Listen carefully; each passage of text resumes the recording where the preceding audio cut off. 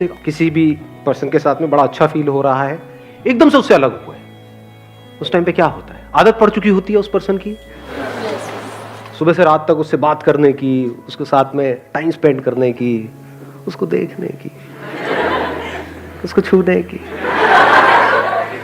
बस इससे आगे नहीं जाएंगे। और हमें कोई भी आदत हो जाए और एकदम से उससे हमको अलग कर दिया जाए, धीरे धीरे हम खुद अलग हो तो प्रॉब्लम नहीं है, बट एकदम से हम अलग हो जाए किसी वजह से तो क्या होता है? बड़ा बुरा हाल होता है ना। एकदम से झटका लगता है, कुछ समझ नहीं आ रहा होता है क्या हो रहा है। किसी भी तरह से उसको भूलने की कोशिश करते हैं और जितना भूलने की कोशिश करते हैं उतना ही फंसते चले जाते हैं। तो अब इसका क्या सोल्यूशन है, ये हमको सोचना है। और कब सोचना है? वो होने से पहले, मतलब उसके एंड के लिए हम उसके एंड से पहले ही तैयार हो जाए। प्रॉब्लम वो रिलेशनशिप नहीं है, जब वो अच्छा टाइम चल रहा होता है, क्या वो प्रॉब्लम है?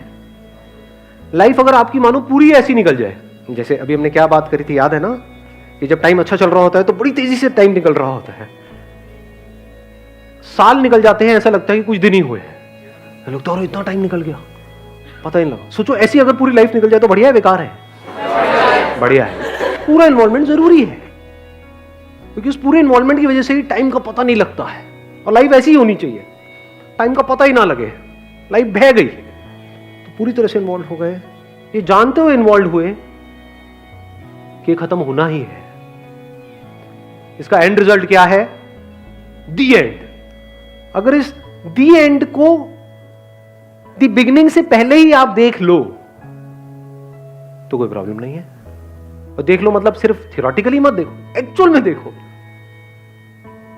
What ever is there in my life, अच्छे से अच्छा, बुरे से बुरा, उसका एंड रिजल्ट क्या है? दी एंड। दिन है तो उसका एंड रिजल्ट क्या है? क्या हमेशा के लिए दिन रहने वाला है?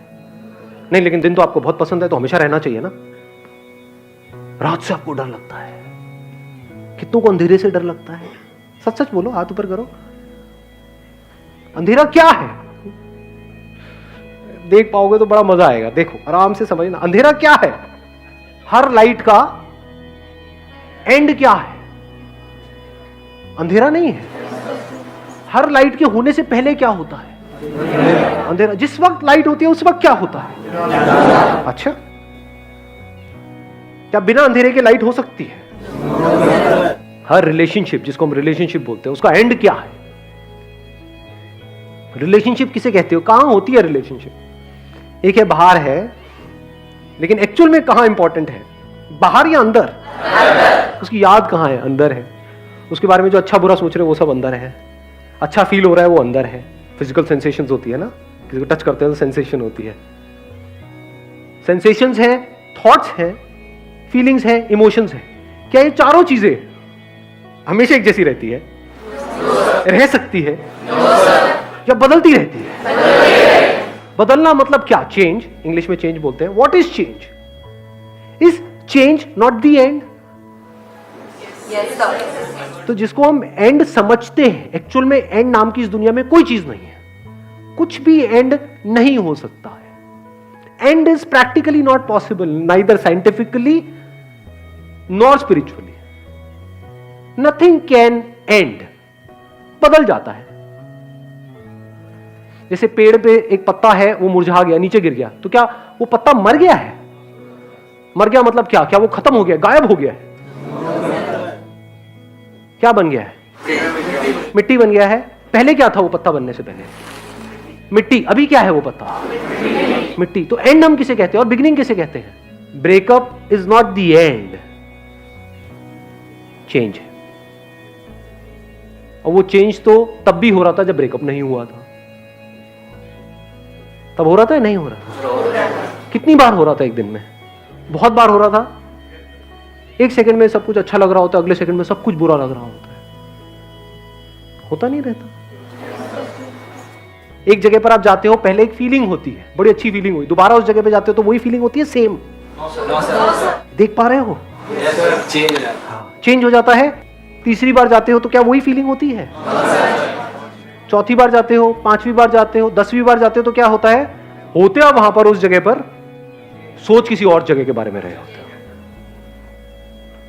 तो अगर आप ये देख लो, चेंज इज इनएविटेबल।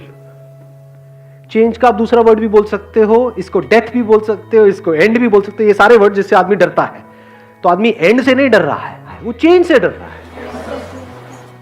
अब सवाल उठता है हम चेंज से क्यों डरते हैं?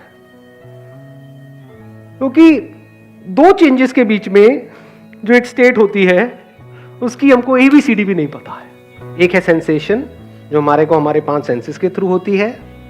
कुछ दिखा, कुछ स्मेल हुआ, कुछ टेस्ट किया, कुछ टच किया, कुछ सुना, ये क्या है? सेंसेशन। दूसरा है थॉट। थॉट क्या होता है? जो हम उसके बारे में बोलते हैं अपने अंदर ही अंदर, उस बोलने की वजह से अंदर एक फीलिंग ट्रिगर हुई। अगर कुछ ना बोलो तो फीलिंग कैसे ट्रिगर होगी? पहले सेंसेशन हुई, उसके लिए हमने कुछ बोला, हाय हाय कितना गंदा है, हाय हाय कितना अच्छा है। ये नहीं होता, अंदर बड़ी तेजी से होता है, आपको पता भी नहीं लगता है कितनी तेज होता है। उसकी वजह से एकदम से अंदर फीलिंग्स ट्रिगर होने लग जाती है। अगर अच्छा लगता है तो आप उसकी तरफ खींचे चले जाते हो, बुरा लगता है तो उससे दूर जाते हो। और फिर अगर आप उससे दूर जाना चाहते हो लेकिन दूर जा नहीं पा रहे हो तो इमोशन जनरेट होने लग जाता है, गुस्सा आने लग जाता है। उसके पास जाना चाहते हो और वो आपके पास आने लग जाता है या लग जाती है तो इमोशन जनरेट होने लग जाते हैं, इसको आप प्यार बोलते हो। चारों में फर्क समझ आया? Sensation, thought, feelings and emotions. इन चारों चीजों में सेंसेशन पैदा होती है और मरती है।